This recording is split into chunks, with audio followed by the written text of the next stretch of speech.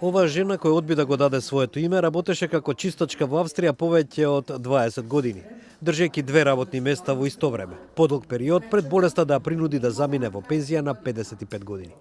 Nichts gut Schule gehen. Ich viel krank.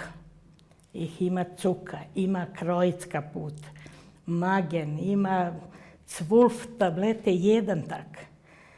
Insulin zusammen gehen. Immer brauchen eine Stunde brauchen sitzen, brauchen schlafen, immer Kopf nichts gut. Миграре, невладина организација која промовира интеграција, им помага на пензионерката и на десетина други лица да поднесат жалби, со образложение дека промените во бенефициите што стапија во сила минатата година за граѓаните од земјите кои не се членки на Европската унија се дискриминаторски.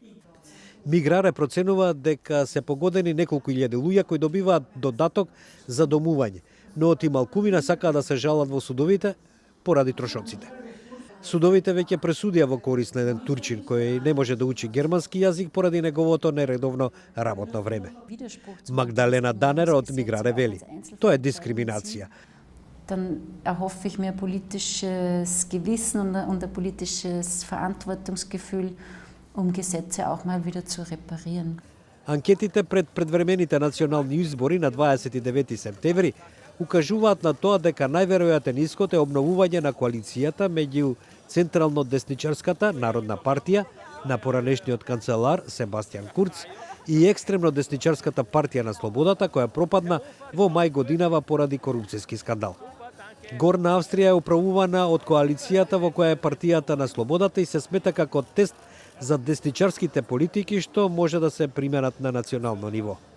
На претходните избори во 2017 година оваа коалиција застана на антиимиграцијски платформи, а нивната коалиција веќе одобри неколку иницијативи во оваа насока. Законот на национално ниво, што треба да се примени следната година, ќе го направи германскиот јазик задолжителен за минимални бенефиции. Другите мерки опфаќаат кратење на средствата за германски часови за мигрантите, забрана за баратели на азил на стручна обука, се додека не се здобија со статус на бегалец, и зголемување на протерувањето на одбиени баратели на азил.